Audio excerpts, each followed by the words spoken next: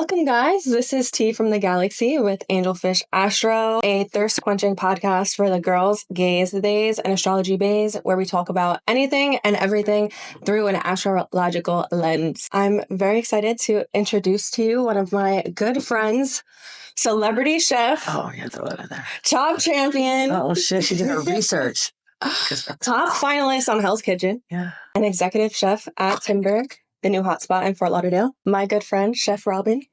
Whipping us up. Hi. Man, you did your research, girl. I already know. And I know. I don't think I ever told you, but I love Chopped. Okay. I love Hell's Kitchen. Like me and my good friend Jasmine, like almost every day in college when we would hang out, we were watching like the Food Network. That's right. Big fan of all of that. Did I come across your screen at any point? You definitely did. High school until recently, like I still watch the Food Network today. I'm always watching the Food Network, so you definitely did. Mm-hmm. But when we met, also, do you want to talk about how we met? No, you can talk about how I can talk about how we met, or you can talk about I was trying to hit on her and pick her up. She wasn't interested, but that's okay. So now we're great friends. Wait, I was working ladies' night in Wilton Manors, and no, how did it happen? Your friend came up to me. So, okay, this is how it happened. Your friend came up to me first, right? And she was like, trying to find out the scoop. We were trying to find out she was single or not because we were like, who is this angel in this place? So walked in the door and she was shining bright like a diamond. I'm like, okay, fuck. I get stage fright. I'm very nervous. I'm not the one who approaches. So yeah, that's what your friend said. I don't approach. So we were checking her out from across the bar and I was like, go do my wingman work for me. And I'm like, oh my God, this sounds like I'm a fucking loser. I'm a herb who sends another friend. Well, that's what we do here. And then my friend was trying to pick you up. And I was like, what are you doing? Like, then we went for grilled cheeses. Yes, we did. Yeah, we went for grilled cheeses and I watched you horribly park in a parking spot. Oh, yeah. And I called you and I said, are you from Jersey without even noticing your plates?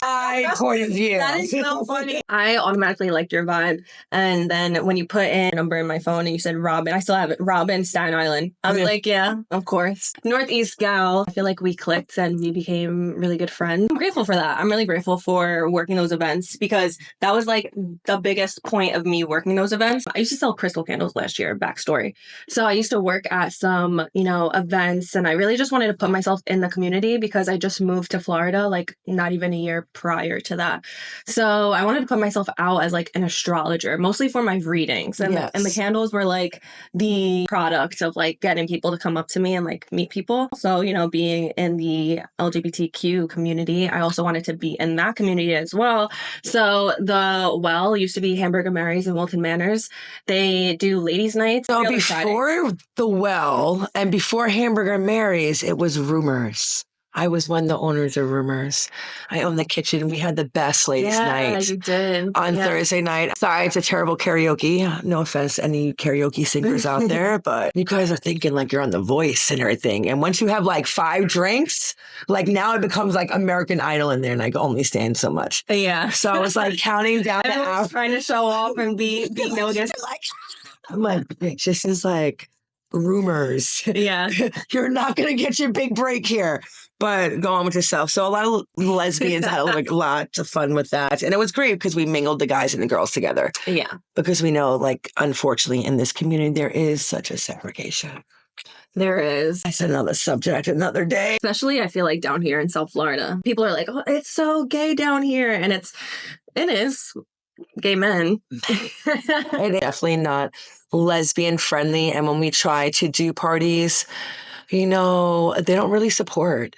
They don't. Especially like me from New York too. Like it's different. Like New York and Jersey, I feel like it's different than the scene down here. It's like either you try and throw like some type of ladies' night lesbian events and either girls just won't show up. There was one night that I worked at, I even think it was Hamburger Mary's at the time, but it was a really good night. I was surprised. It was like flooded in there. Some girls would show up and pop out. There are a lot of lesbians down here and there's a lot of queer girls down here. You're meeting them all the time. It's just like they don't support or they're very jealous or they get a girlfriend and then they like hibernate inside. Jealous. Let's talk about jealousy. Oh my God, the girls down here are so jealous. Girls in general, but then lesbians are like, of course.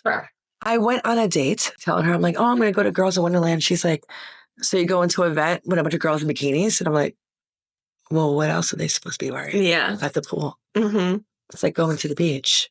So now I'm not allowed to look at girls in bikinis? Yeah, like, come on. No, I'm sorry. I'm sorry. I don't go there for that. I go there to mingle with my friends all over the country. And be in like an open, welcoming environment. Like, it just feels good to be in an environment where it's just all queer women. One of the first things that I like to ask people when they come on my podcast, quick questions that you can answer.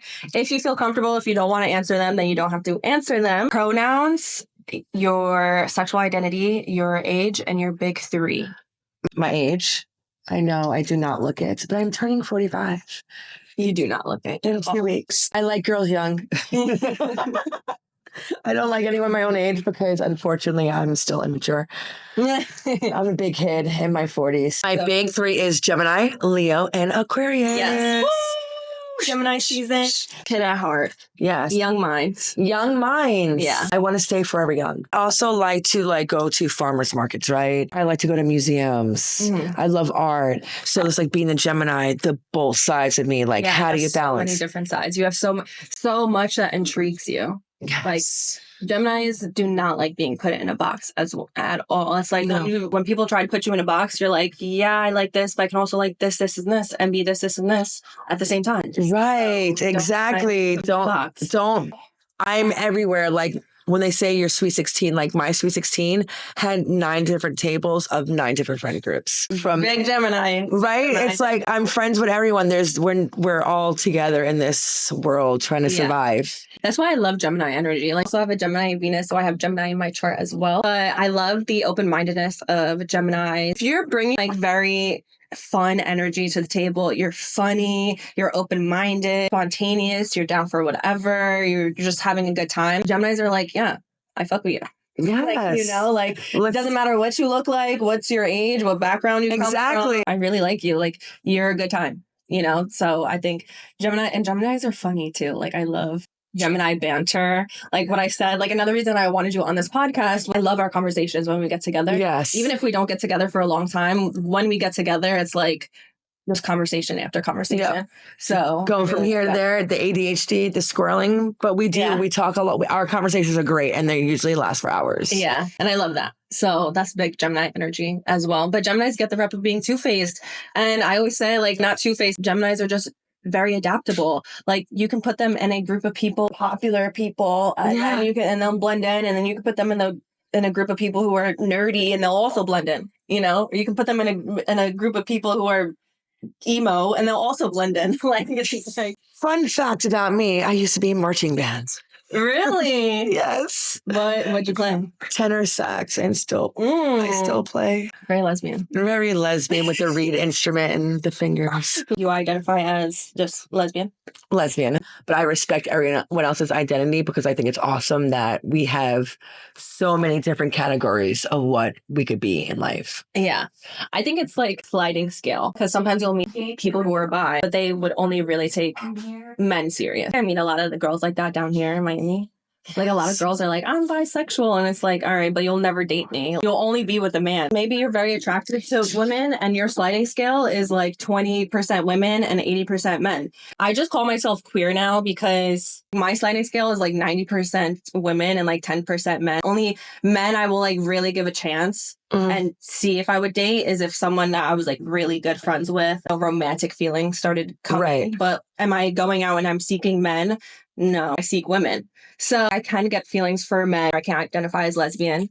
But I feel like when I say I'm bi at work, right? When I come up to the bar, they'll see like my rainbow flag Apple Watch and they'll ask me or just assume that I'm bi. I hate that. Don't assume that I'm bisexual. Because a beautiful woman cannot be a lesbian? Yeah, you have to be bi? What? Don't assume. When you tell men, oh yeah, like I'm bi, they're like they think they have a chance. And it's like, no, little do you know, you have zero chance. I just don't even tell, like I say I'm queer or I do just say I'm lesbian. Like if men come up to me, I'm like, nah, I only date women.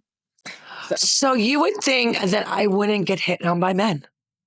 I get hit on by men. Mm-hmm. Of course. All the time. Yeah. This is one version. Usually the hair is down. I'm a little mess today. No, I love that you like bounce back and forth. Yeah, you've seen all sides of me, like my femme side, my mass side. Right now I'm going with androgynous. I love it. I love it. I love it. I've been wearing a little more tube tops lately with long shirts over it, just trying to get into my womanly body because I have no problem going any which way. Yeah, I love that. but I'm 100% lesbian. Like men I find attractive out there. I will love, like if you're a man and you want to take charge, I'm not going to demasculinize you. Go ahead. You're the man in the group. But let's face it, it's not 1920s anymore. Yeah. Especially down here, I feel like they're a little bit behind the times, just a tad from like New York and Jersey with They can't keep up. the gender roles. It is completely behind times. They cannot keep up with us. Yeah. No offense. But, you know, us New Yorkers and Jerseyers, we move a different route. We're able to chew gum, walk, hop on one foot, and cross the street at the same time without getting hit by a bus or a taxi. Yeah. Like, that's how we operate and move, and we're able to transition into things. And I think that's why maybe we're too fast for the people down here. Oh, 100%. When I first started working down here, the first bar I worked at, people I worked with would tell me that I'm aggressive. Bitch, I'm this passionate. Yeah, no. You ever seen aggressive? I'm like, you're not aggressive enough. Only because I feel like I am a woman that I'm told that. Like when you do put your foot down as a woman, now all of a sudden you're a bitch. But if a guy was to do it, it's like, oh, he's taking charge. Have you experienced that? Like, especially in the culinary world too. All the shots as a woman, you're looked at like a bitch instead of if a male chef was to do that. And it's like, oh, he's just doing his job. That is definitely huge in the culinary industry. Me being a female chef, bossing people around, right? I don't even like to say bossing, right? It's coaching, right? I'm telling you how to do your job better, so I'm coaching you. Yeah. And they take it sometimes personal, like one of my dishwashers. I looked at him the other day, I'm like, you don't like taking direction from me. And is it because I'm a female? Like, that's my only thing I'm grasping because you're listening to everybody else. So it has to be because I'm a female. Yeah. And we do, or I find myself have to put my foot down a little bit more so they could take me seriously. But if it was a man chef to say that, yes, he'll be doing his job. Me, if I raise my voice, I'm being a see you next Tuesday, and we all know what that stands for. And it's like, don't talk about it behind my back. At least say it to my face if you're going to talk that shit to me. Yeah. So it's definitely harder. Or don't work here. Exactly. Like, bothers you that much, I'm here. I'm not going anywhere. The door's right there. Exit sign. You know, it's that is so annoying to think. Is it only because I'm a woman that you feel that way? It still goes on. And people like, no. I'm like, no, it still goes on. Like, if I was a male chef telling you to do something, will you be more quick to do it and not roll your eyes and not be on your phone? But if I'm like, hey, get off your phone, are you not going to take me seriously? So not to be like raise my voice when I don't want to raise my voice because that's not my temperament. Yeah. Like, you're not a child, you're an adult. Yeah. And that's annoying to feel like you have to raise your voice to get your point across sometimes because you're not being taken serious. New York has been tempting me. I'm excited to go to New York City Pride. I know. I'm like, do I really want to go this weekend? Do I want to go up to New York City Pride? Well, I'm going to be there. So I know. Definitely come meet me out there. New York City Pride is amazing. I know. That was my first Pride I ever went to. It's one of the best. Yeah. Like some bikes leave the parade. It's a monument. Yeah. So this question that I'm asking you, there's a reason, an astrological reason that I'm asking you this question. Being on very high intensity shows like Chops and Hell's Kitchen and stuff like that, where I feel like that's a different level of being under pressure. You feel like you thrive under pressure because I feel like you do very good under pressure. There's not a lot of people who could really do that, especially like Chopped. 30 minutes, you have to make something and with ingredients that you don't even freaking know. So what comes to my mind is under pressure. So Hell's Kitchen was the first one I did. I was 30 and I didn't realize I was an empath. Because when you're drinking and you're like smoking weed or doing whatever, you close off to that power, right? Yeah. So it was 60 days of not doing anything. So that's when I realized, wow. I thought you were still able to like drink. They served you wine and beer, and it's like, I don't drink that shit. Yeah. And it's like, where's the tequila? Yeah. Tequila, please. Vodka. Like, what is that going to do? Just make me have purple mouth? No, thank you. So I realized, like, why is this person telling me one thing and I'm feeling something different inside? So on season 10, you can see, like, I spiraled out a little bit. I'm a little bit crazy because I was feeling so much. And that's where the pressure comes in. And then Chopped was my next competition show when it was real competition. And I'm a person who gets in my mind. So they introduced me as a food truck owner instead of as like a chef. And I was going against like executive chef here, chef de cuisine, best new chef. So I already went into the competition in my head. So Chopped, a lot of people don't know. Did you know that they were going to introduce you like that? No. I had no idea. So I was puking. Maybe they wanted to make you look like you're the underdog.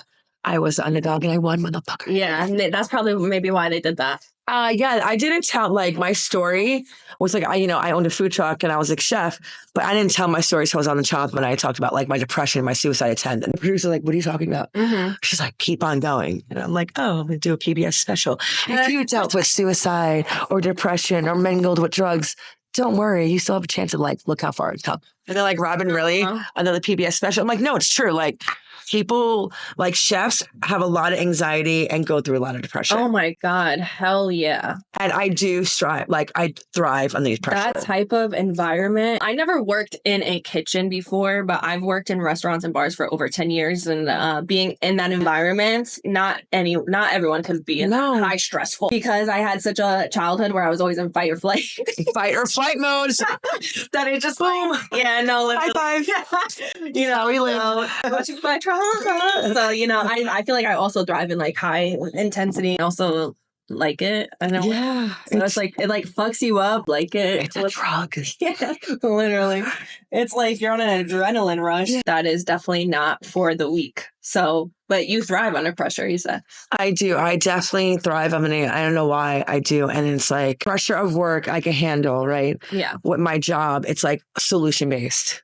Yeah. We need a solution right now. You know what it is? Hospitality, solution right now. Yeah. And then I realized in personal life, not necessarily works that way. Mm-hmm. I'm like, wait, can't find a solution right now for this. So I think that's always where my fight or flight or like in relationships, because I like to settle things right away. True. Yeah. I had to like realize, okay, you might have to think about this for a couple of days. Mm-hmm. But then I need like words of affirmation. Like, okay, those 2 days, at least message me. Mm-hmm. Let me know we're still good. Yeah. And then my fight or flight mode comes in. So am I going to fight for it or I'm just going to flight? Understanding your partner too, right? Mm-hmm. So you take a couple of days to process, great. But like those couple of days, let me know I'm still here, right? I let people know like, hey, I read everything that you just wrote to me respectfully. I need to digest this. So I don't act out of emotion. Yeah. A lot of people are very quick to act out of emotion, drinking especially. Oh my God, especially. I do like that when you just say, like, I read what you said, I need time to digest this and like come back at a different point of view. Yes. I think that is a very mature answer. And I think anyone who doesn't like that answer is probably either anxiously attached or just at the same maturity level. Because I've been with people where I've said a response like that before and they did not like that. And I'm like, I'm giving you like the most mature response right now because I could easily turn around and probably curse you out. So, like, you're getting a nice out of me, motherfucker. Like you're getting the patience, like mature version of me. Because the more that you push my buttons, the more that I'm going to say something that I regret. And that's why I'm the type that needs like some space. Yes. Sometimes in between. And I'm not even talking like 3 days space. Like maybe just like a day and a half. So I was in a relationship with this. We went on a trip. Ex, obviously. And it was not a good trip. So she's like, I need to think. Mm-hmm. Okay, cool. So it's Sunday. When do you want to talk? I don't know. I need to think. So I came around Wednesday, like, hey. And that's a long time. Like, Sunday to Wednesday. And she's like, we just got back. I've been working. I haven't even been able to think. Let's talk on Saturday. Oh, week. 6 days later? I was also with someone who was like that too. Yeah. But she was like cheating, so. Oh, that's the reason why. She's like, hold on. I have time. I need 6 days right now because I'm still fucking around with the other person, so then I'll get back to you. Literally. I'm like, no, I'm going to come to your house now and get my stuff. Yeah. That's so disrespectful. 6 days? No, that's overkill. Yeah. And I don't understand that. And it's not like we were dating for like 2 months. Like we were dating for like a while. It's selfish. I feel like at that point. It's like, you don't care. Like, I'm not a priority, obviously. Who likes to fight with the person they're dating? For 6 days. 6 days. Yeah. And then live in that limbo. Next. You being an empath, so I'm glad that you said that too. You being an empath, you thriving in a high intensity environment and being awesome at what you do in your job. When I look at your birth chart, you're kind of almost meant to be because you thrive in that. Yeah. So a placement that you have is your Mercury is in Cancer. That's a very like psychic. Your intuition's probably on point because Mercury is a planet of communication. It's how we communicate, it's how we learn, it's how we absorb information. So Cancer is a water sign. Cancer is very intuitive. empaths, they're emotional, sensitive, nurturing. So when you combine like the planet of communication with Cancer, that is a lot of the times like, psychics have that placement. People who have just very like nurturing energy, like people probably come to you for advice or they like to hear your point of view. You do offer that mothering role. And I see that in you with how you are as a chef. When I watch you serve people, I really see it coming from like a place in your heart, and like you love doing that for people. Right. Like you love being at service. And Cancer is also represented by like the mother. Like Cancer is very motherly, it's very nurturing. It's literally like when I think of Cancer, I think of mother who's like baking bread and like cleaning her house and folding laundry. Your Mercury in Cancer, you definitely, that is like a side of you, like you like taking care of people, Yes. being at service, especially because it is in your sixth house, and in astrology, sixth house is an at-service house. So the sixth house rules things like taking care of people. It's the house of work. It's the house of your daily routine, health and fitness as well. So under that umbrella is like things of nutrition. That makes sense. You really like have a love for food and nutrition and serving people, and especially serving people through cooking for them. Yeah. That's like a big love language for you. Big thing when people have their Mercury in their sixth house, they have very analytical minds. They're great problem solvers. Communication skills is really good in the place of work and with your coworkers. You naturally are a good communicator. And I think being in an environment where you need to show those skills and be very communicative is important for you. Also having the planet Mercury, which is like learning, it's very important for you to feel intrigue in your daily life. Yes. Like definitely not a normal like 9 to 5 type of vibe, unless you were like some type of like scientist and where you're learning something new every single day. But if you're doing like the same thing every single day, I don't think that's for you. You definitely like mix-ups. You like learning from people. You like talking to people. You like learning new things every single day. Like that is a big thing. Mercury in the sixth house are also really good at being like very attentive to detail, which I think is like quality that you need to have as a chef. ATD is what I call it. ATD. Attention to detail. Attention to detail in my relationships as well. Personal relationships, friendships, ATD. This is like something that you innately have, like you're very good at. You're very good at being like meticulous and like paying attention to detail. Yeah, constantly wanting to learn more, like what I said, especially surrounding things with health, nutrition, cooking, nurturing, being at service to people. Also having Mercury in Cancer, which is very intuitive, in the sign of at service. It's like you just intuitively know what other people need. Like sometimes people don't even need to open their mouth, and you're like, okay, I know what you need right now, what you need to hear. And that was a downfall of my last relationship. Being intuitive? She got mad because I anticipated her needs. And I was 12 steps ahead of her. Well, catch up, bro. Like, I feel stupid because you're 12 steps ahead of me. Like, I need to do something and you already did it. I'm like, well, isn't that how partnership works? Yeah, what? Yeah. Who would not like that quality? I thought the same thing. Especially a woman. I thought the same thing. Yeah. Yeah. That one, as you can tell, my dating history has not been that best. Honestly, same. Fucking Don't judge. Beautiful point in your chart that I love is that you're an Aquarius rising. So your rising sign is your ascendant. It's the sign that was rising at the time on the horizon at the time of your birth. Okay. So if you want to think of your rising sign, like you're a Gemini, so like you are a Gemini, but you navigate life through an Aquarius lens. Like almost imagine yourself wearing Aquarius goggles. You're looking at life through like an Aquarius lens. So like Aquarius quality, outside of the box thinkers. They can be a little bit like detached, to maybe sometimes too cool for school, but they also like love humanity. Like, the number one thing that I think of Aquarius, they love humanity but hate people. That describes an Aquarius to a T. Yeah. Like they love like the betterment of society, but they easily get annoyed by people. Yeah. They're like, you're just like everybody else. Like, get away from me. Yes.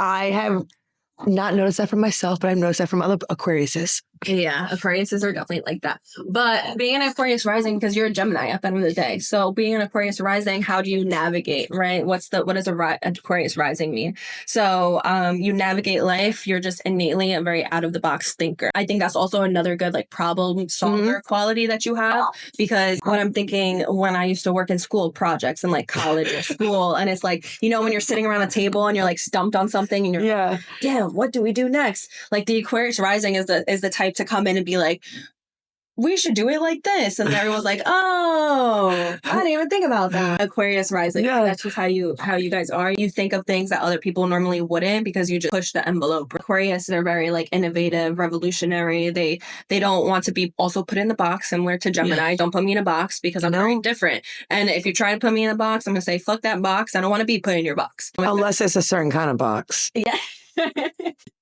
Let's be real. I have no problem being put in that box. All day, every day, Amy. Every day, all day. Other than that, don't put me in a box. Yes, that is absolutely correct. I say there's like a trend, like everyone's getting a butterfly tattoo. Even if you wanted a butterfly tattoo for the longest time, the fact that everyone is getting a butterfly tattoo, now you're like, yeah, I'm not getting one now. Aquarius Rising. You guys like doing things that's never been done before. Living a different path that's outside of the normal compared to everybody else that's around you. You feel like being a black sheep is a theme in your life. Like a lot of Aquarius Risings are the outsiders of their either family, friend group, work environment, all of the above. School. Just feeling like the black sheep, basically. Like not blending in. That was my nickname. Black sheep? The black sheep. No way. When growing up? I was a black sheep. I was a black sheep. Aww. The black sheep. I used to call myself the black sheep of my family. My mom too.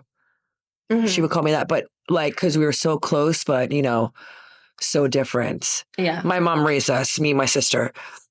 And my parents were divorced for 22 years. So I was, you know, not the norm. Yeah. And then my grandparents are very Hispanic and I'm light-skinned a little bit, don't speak Spanish, so I felt like the black sheep. Mm-hmm. In school, felt like the black sheep. Yeah. You know, even though people are like, you're an extrovert. I'm like, I'm an introvert and extrovert. Yeah. That's the double side of Gemini. So that's where the two sides. One face, but behind closed doors, I feel one way. Correct. So like when I'm home with my partner, like I want to lay in your lap or let's just chill. I will be silent. I don't watch TV. Yeah. So if like my partner's like, hey, let's watch TV, cool, whatever you want to watch is what I'm going to watch. Yeah. Because I'm not going to involve myself in a TV show like that, except The Bear. Oh, yeah, I do like The Bear. The Bear is amazing. But I can't. So I'm so much problem solving, like you said, in my work life that at home, my personal, I sometimes like to just be really passive. I find myself in similar, like, I feel like I'm always calling the shots and taking care of business and every other aspect that in my relationships, I actually want someone who kind of does that for me. Right? Like, I want to just turn my brain off. Correct. Yeah. It's like, okay, I will plan dates. Mm-hmm. Do that all day because I love planning dates. That's the best part about it. But like if we want to know what's for dinner, I don't know what I want for dinner. Yeah. Like I just cooked for 500 people. Yeah. Very true. Like make me a grilled cheese. Like I don't give a shit. You just want to like turn your brain off a little bit. Correct. So being the black sheep, do you just feel like you were growing up, like you were just like misunderstood? You were gay and you felt like you didn't fit in because of that? Or like, what was it? You just felt like you just didn't? I felt like I was misunderstood. Yeah. My mom's, I feel like, is the only person who really understands me. But misunderstood by like everyone else, right? Mm-hmm. Because I wasn't that cute growing up. You know, so maybe that's why I was a black sheep. As I'm aging, I'm getting like fine wine. Like the older I get, the finer I'm getting. That's another thing about being an Aquarius rising. Side note, Aquarius is ruled by the planet Saturn. Saturn is one of like the slower moving planets and moves in like 29, 30-year cycles. When you have really big Aquarius and Capricorn placements in your chart, you age like fine wine. Like life just gets better with time. But usually like you have rough childhoods or you go through a lot in your younger years, especially before 30. 30 and under is like usually a very harsher, going through a lot of life lessons, a lot of trials and errors, bad relationships. Yes. You know, feeling ugly, like little like things like that. And then after you start aging like fine wine, especially after like 31. Definitely felt all that. On the 30s, shit show. Yeah. Shit show. Like trying to find myself. And mentally, I'm still trying to find myself now. I'm going to be 45. Like I feel like we're always finding ourselves. Like a butterfly, right? Mm-hmm. They're always evolving. Like, they're always turning metamorphosis. For real. That's how I see it. Like my favorite place is Butterfly World. Me too. I love that. I love that place. I'm like, I just want to sit there with the butterflies because it's, to me, I guide by butterflies. If I see a butterfly, then I know I'm on the right track. But no, black sheep, definitely like, especially being in sports, like the typical lesbian, but then being in band. Mm-hmm. So I was in marching band, I was in concert band, I was in jazz band. Mm-hmm. So now I'm a nerd. right? Mm-hmm. And then I was in nursing school. So it's like... I didn't know you were forever in nursing school. I was in nursing school in high school. If I would have graduated from high school in New York, I would have graduated as an LPN at 17. Really? And then 2 more years RN at 19. So what made you stop that? Or you realized that you didn't want to do that anymore? No, I wanted to be a nurse ever since I was 2. Really? I want to take care of people. And then I worked in a hospital. That's your Mercury and Cancer in the 6th house. You just always love taking care of people. And then I went to work in a hospital and realized it was sad. Like New York hospitals, a lot of premature babies. And they're drug babies, right? And then you have the old people who are literally dying by themselves. And it's like, we didn't come into this world by ourselves. We came into this world surrounded by a room of people, slapping our ass, making sure we cry, surrounded by love. And we leave this world not in love. So I couldn't deal with that. Yeah. I wouldn't be able to. I always say I could never be a nurse because I just can't be around that. No. I think I feel too much. It's not that like I don't care. I think I care way too much. I would just take it in and I just feel like I can't. I remember my grandfather was in a hospital and they couldn't find me. They couldn't find you? Yeah, my mom was like, where is she? And I was in another room with another patient, keeping them company. Oh. Because I didn't want to visit them. So I felt so bad. It's like, that's who I am. Like outside of me, like when I'm just, say if I'm in New York by myself, I have earbuds in, I am probably unedible. And I am going to talk to anyone who wants to talk. Yeah. Like I'll be like at the park, I'll be quiet, but if someone talks, like I'll engage in a conversation. Mm-hmm. I'll go play chess with someone at the park. Yeah. And lose Gemini. my money. Yeah. And then there's times I just want to be left alone. Yeah. When I go out, I'm usually against the wall, unless there's music, really great music, that I'm in the circle dancing. Yeah. But I'm usually like watching, observing people. Yeah. And I think that's because there's a lot of energy. So like what you said, you're an empath, you feel a lot, big Cancer Mercury things. I think when you have Cancer and Gemini placements together, because Gemini is really good in the social aspect of it. Like they're an air sign. They're really good at reading who people are intellectually and socially. That's why they can blend in really well with other people. And then you have the Cancer on top of that. And it's like now you're feeling emotions. So there's a lot that's happening when you're in a big group of people. It's like you're reading minds and hearts at the same time. So that's probably why you could be very overwhelmed. Somewhere like a club, like you're not so quick to be the loudest person in the room and the most talkative, but you're walking into a room with only a couple people in there. You feel more comfortable to kind of go in and like have a conversation because you're not overwhelmed by everything that you're unintentionally taking in. I actually hate walking to rooms that I don't know anyone in. Yeah. Because like, it's like, oh, how awkward do I look now? It's like, now eyes are on you and you're like just standing there. So that's my social anxiety that a lot of people don't know I have. Yeah. Geminis are very good at like putting on a face. They're two-face.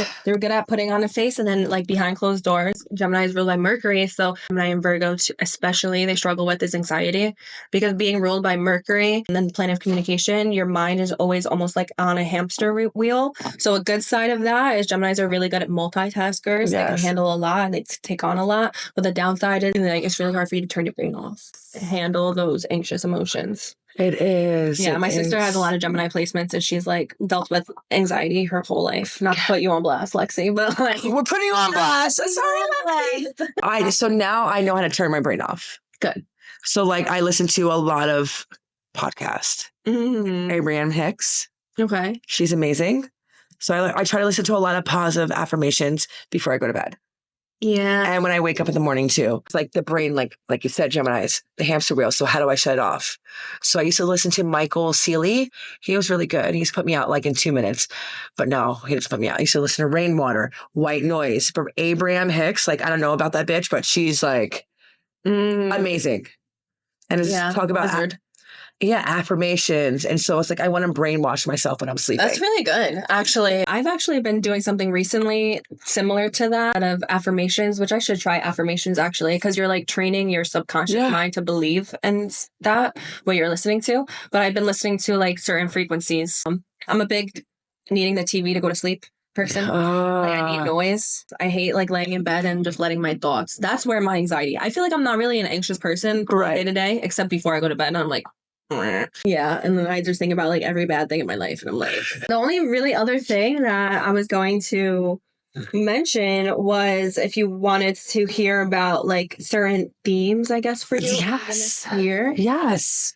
So there's a really nice transit that's happening on June 9th until, and it's lasting a year long. It's until June 2026. And that is Jupiter. Jupiter is the planet of luck, abundance, opportunities. Will be entering Cancer, your Cancer 6th house. So Jupiter loves being in Cancer. It thrives there, feels comfortable there. So this is going to be like a really nice collective feel for everybody. So it's a very like fertile time. And that could, astrology literally can sometimes mean literally like a lot of women are going to get pregnant and have babies, Right. or adopt children, or just like become mothers, be in the motherly, like role motherly position. Or a lot of people are going to be like birthing new creative projects, new business ventures, because of the things that we create as well, especially like things that we feel emotionally like very tied to.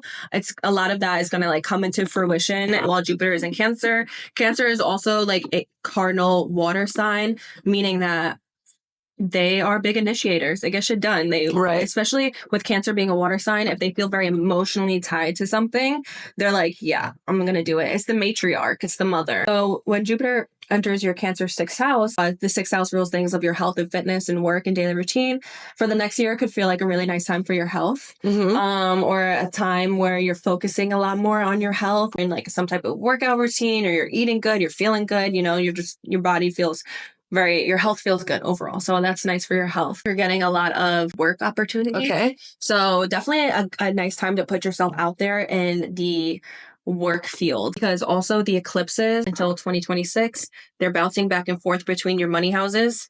So when I saw the combination of eclipses, which bring like extreme, huge changes, extreme like new beginnings and new endings, it's very faded. Eclipses bring like faded events. So with the eclipses bouncing back and forth between your money houses currently, and Jupiter entering, bringing abundance and luck and prosperity into your work house, the combination to that seems to me like, you know, you are definitely manifesting money at this time. If you're looking to make more money, manifest that. Like be on that frequency. It's a work hard, play hard type of aspect. Jupiter in the 6th house can definitely watch for burnout though, because Jupiter can be overly optimistic. Yeah, I can do that, and I can do that, and I can do that. Hell yeah. So when it's going through your house of work and your daily routine, sometimes you are taking on too much, and because you feel like you can. You're like, so you're putting a lot on your plate, and you're like, yeah, I could do that. Okay, yeah, I'll do that too. Yeah, I'll be there too. And like, you know, and then, so definitely watch for burnout. But it's overall like a very positive aspect for work opportunities. And that green, make that pocket fatter. Yeah, hell yeah. No love in my life. Love, I didn't even look at. I know, it's just not there. I'm a Leo 7th house, and Mars right now is currently going through your 7th house. So when I would look for committed relationships, I would look at the 7th house. That rules like your a close one-on-one relationship. So under that umbrella is a romantic partner, your best friend, or a business partner. When Mars is the planet of like aggression, fighting, tension, arguments, separations. So you don't really have a nice planet going through the 7th house right now. It rules like, and this has been going through your 7th house for quite some time now. It's been bouncing back and forth between your 6th and 7th house since the fall time of 2024. It's leaving soon on the 17th. It's going to be moving into Virgo, so it's going to stop fucking up your relationships. So basically, like what I see while Mars is going through the 7th house, I see breakups happening. I see fights happening with people close to you, tension, arguments, and disagreements, or / end a heavy focus on needing to nurture or water those relationships. And it could be, you know, that can kind of go hand in hand, because you're fighting a lot with the partner. A lot of your attention and energy is going towards your relationships, or just a lot of your attention and energy is going towards your relationships because you're trying to make it work, and it feels like the odds are against you right now. On a good note, it can bring a lot of passion, intensity, like your sex drive is higher too, like things are fun, things are hot and sexy. But if you're not with the right people, it can definitely bring like a lot of tension, arguments, separation, breakups, like what I said. So this has been happening for you since the fall time.